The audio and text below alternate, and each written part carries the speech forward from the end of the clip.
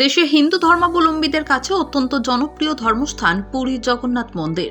এই মন্দির নিয়ে নানান অলৌকিক কাহিনী যেমন প্রচলিত রয়েছে, তেমনি মন্দিরের কোষাগারে কত সম্পত্তি রয়েছে তা নিয়েও রয়েছে জল্পনা।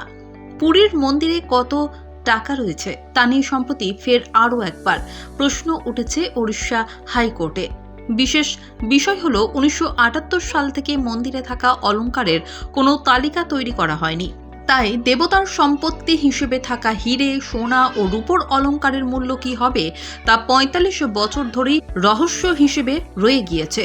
সম্প্রতি ওড়িশা হাইকোর্টে একটি জনস্বার্থ মামলা দায়ের করা হয়েছে, যেখানে রত্ন ভাণ্ডার খুলে ভিতরের জিনিসগুলির একটি তালিকা তৈরি করার দাবি জানানো হয়েছে। পিটিশন দাখিলের পর হলফনামা দাখিলের জন্য বুধবার মন্দির প্রশাসনকে নোটিশও জারি করা হয়েছে বলে রিপোর্টে উল্লেখ করা হয়েছে।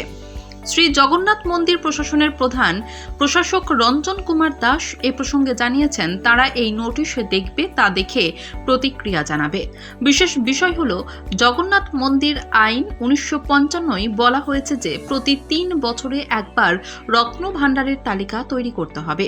তবে দীর্ঘদিন ধরে এমনটা করা হয়নি। মন্দিরের কোষাগারে উপস্থিত জিনিসের তালিকা তৈরি করা হয়েছিল 1926 সালে। এর 52 বছর পর অর্থাৎ 1978 সালে আরও একবার এই তালিকা গণনা করা হয়। তবে দাবি করা হয় 1978 সালের সময় তালিকার গয়নার হিসেব ছিল না, যদিও 2018 সালে রাজ্য সরকার তদন্তের জন্য রত্ন ভাণ্ডার পুনরায় খোলার প্রস্তুতি নিয়েছিল, কিন্তু সেই সময়ের মধ্যে অফিসাররা ঘরের চাবি না পাওয়ায় সেই কাজ সম্পন্ন হয়নি। ফলে পুরো বিষয়টি নিয়ে যথেষ্ট ধোঁয়াশা রয়েছে। অনুমান করা হচ্ছে প্রতি বছর 3.5 লাখেরও বেশি ভক্ত পুরীর মন্দিরে পৌঁছন। নানা জল্পনায় মনে করা হয় মন্দিরের আয় প্রতি বছর প্রায় 150 কোটি টাকা। এর সঙ্গে মন্দিরে প্রতি বছর 1,72,00,000 টাকারও বেশি অনুদান পায়। এছাড়া সম্প্রতি টাইমস অফ ইন্ডিয়ার রিপোর্ট মোতাবেক জগন্নাথ মন্দিরের ব্যাংক ডিপোজিটের পরিমাণ প্রায় 600 কোটি টাকা। বলা হয়, মন্দিরে সোনা ও রূপোর সঠিক পরিমাণ ও তার মূল্যও কেউ জানে না। দেশে হিন্দু ধর্মাবলম্বীদের কাছে অত্যন্ত জনপ্রিয় ধর্মস্থান পুরী জগন্নাথ মন্দির। এই মন্দির নিয়ে নানান অলৌকিক কাহিনী যেমন প্রচলিত রয়েছে, তেমনি মন্দিরের কোষাগারে কত সম্পত্তি রয়েছে তা নিয়েও রয়েছে জল্পনা।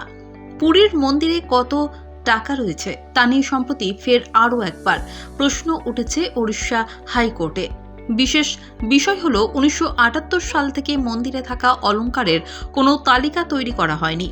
তাই দেবতার সম্পত্তি হিসেবে থাকা হিরে, সোনা ও রূপোর অলংকারের মূল্য কি হবে তা ৪৫ বছর ধরেই রহস্য হিসেবে রয়ে গিয়েছে।